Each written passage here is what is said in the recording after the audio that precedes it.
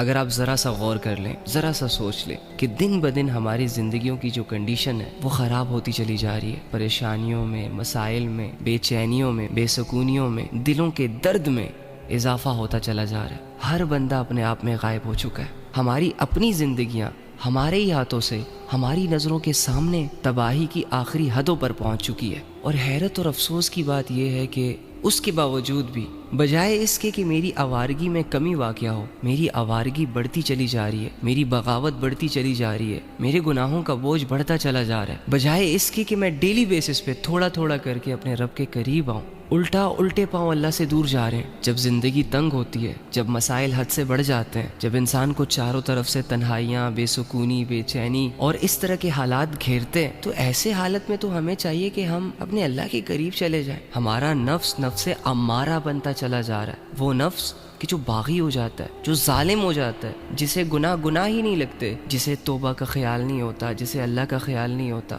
جو گناہوں کا شوقین ہوتا ہے، جو ظلم کا شوقین ہوتا ہے۔ مجھے بتائیں، جس نفس پر اللہ رب العزت نے ہمیں قابو پانے کا حکم دیا ہے، اس نفس کو اگر ہم کھلا چھوڑ دیں، اس نفس کو اگر ہم گناہوں کی خوراک دے کر نفس امارہ بنا لیں اور ساری زندگی گندگیوں میں، بغاوتوں میں، گمراہیوں میں، آوارگیوں میں منہ مارتے رہے، حتیٰ کہ اللہ کا فیصلہ ہو جائے، میں بھی مر جاؤں، آپ بھی مر جاؤ، تو جب ساری عمر گناہ کیے ہوں گے ہم نے، جب ساری عمر اللہ کو اگنور کیا ہوگا ہم نے، جب ساری عمر بے حیائیوں کو دیکھا، بے حیائیوں کو پروموٹ کیا، اللہ کے حکموں کو مشکل کہا، اللہ کی عبادت نہیں کی، نبی صلی اللہ علیہ وآلہ وسلم سے محبت نہیں کی، اسلام کو نہ پڑھا، نہ سیکھا، نہ سمجھا، نہ عمل کیا، اور مر گئے،